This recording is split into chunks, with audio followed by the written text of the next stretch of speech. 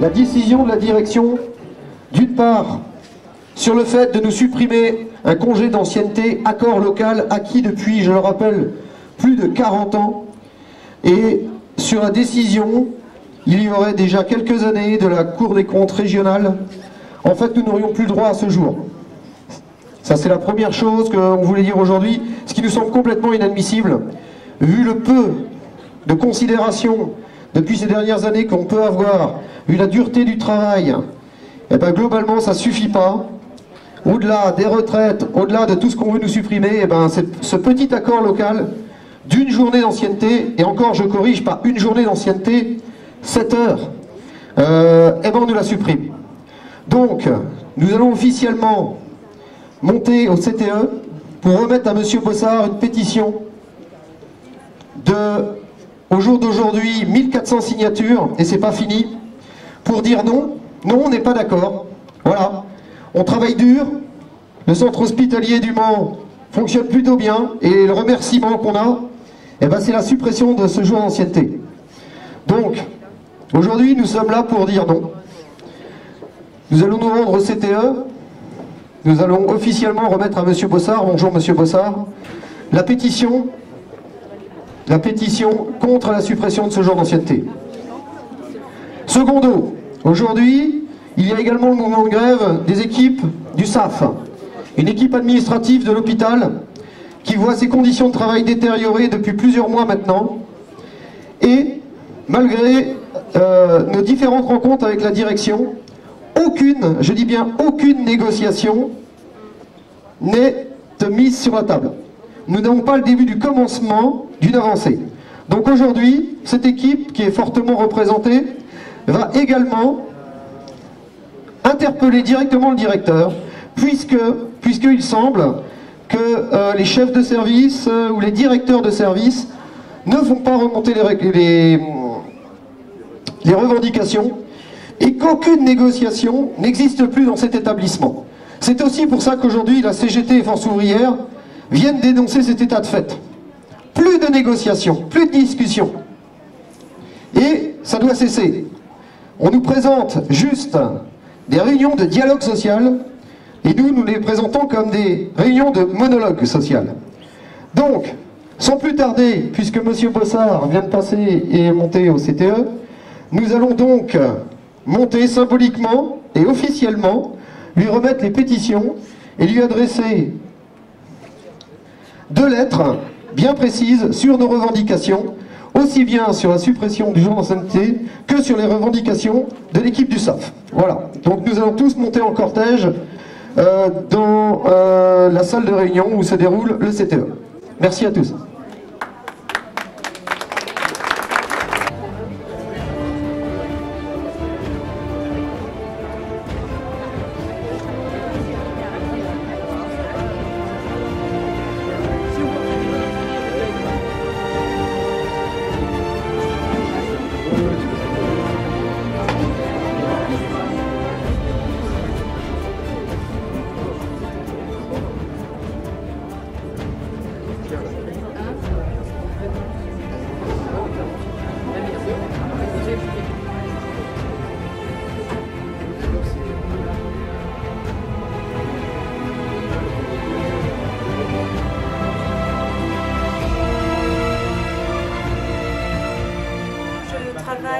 SAF, service admission, facturation, état civil, et aujourd'hui tout le personnel du SAF, donc mes collègues, 100% de mobilisation sur Aliénor, on s'est tous mis en grève, et sur le Fontenoy et service Reilly également, pour dire non, pour contester, parce qu'on en a marre, on nous demande de facturer des dossiers sur des temps d'accueil, parce que nous n'avons pas de temps alloué à ça, ou alors voire très peu.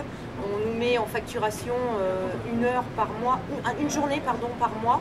Donc ça c'est inconcevable, parce que qui dit consultation dit facturation. Pour l'hospitalisation c'est pareil. Donc la facturation, en fait, il faut appeler les mutuelles, la sécurité sociale. Donc ça génère beaucoup de temps, et bah, ça ils n'entendent pas, hein. C'est parce qu'en fait on travaille au quotidien à flux tendu, et ça on ne supporte plus, et ils ne nous entendent pas. Donc aujourd'hui on est allé envahir une instance qui s'appelle le CTE, le Comité technique d'établissement, pour manifester notre mécontentement. Mais alors, qu'est-ce que vous réclamez? Il vous faudrait quoi pour avoir de meilleures conditions de travail? Alors, nous, à ce jour, pour que la facturation puisse marcher correctement, on va dire, il nous faudrait avoir une présence en gestion par agent, une fois par semaine, donc une journée entière en fait. Une fois par semaine, voilà, dans le mois, ça ferait 4 fois par mois, ce serait déjà assez correct. À ce jour, j'ai des collègues qui n'y vont pas du tout du mois. Pourquoi? Parce qu'on est déjà à flux tendu et on a un arrêt maladie qui n'est pas remplacé et un congé maternité également. Plus le personnel qui peut avoir un temps à 80%, donc c'est pas du tout gérable. Et alors, quelle a été la réponse qu'on vient de vous faire au CTE? Alors, donc on a vu M. Bossard, qui est notre directeur de l'hôpital, et il nous a dit qu'il ne pourrait pas nous faire de réponse maintenant, là, tout de suite. Donc, on attend, on espère avoir quand même une grande avancée par rapport à ça. Ce serait aussi quand même super bien pour l'hôpital en matière de rentrée financière. Oui, parce que donc finalement, si les facturations ne sont pas faites, l'hôpital ne récupère pas d'argent. Alors, en effet, donc, parce qu'il faut savoir qu'on a aussi pas mal de rejets de la sécurité sociale, parce que la facturation est une chose, mais après, on a aussi des rejets. Donc, ça s'appelle des rejets B2, hein, ça s'appelle rejet B2, voilà. Et donc, en fait, c'est la sécurité sociale qui ne désire pas payer. Pourquoi? Donc, c'est depuis la tarification à l'activité. Avant, c'était une enveloppe globale et aujourd'hui, en fait, c'est la tarification à l'activité. Donc, la sécurité sociale épluche vraiment ce que l'hôpital lui facture, les actes, etc. Et dès qu'il y a quelque chose qui ne va pas, nous avons les rejets. Ce qui est à souligner, c'est très important, ils ont déployé du temps pour générer la facturation uniquement parce qu'on était en clôture d'exercice. Donc ça, c'est quand même honteux.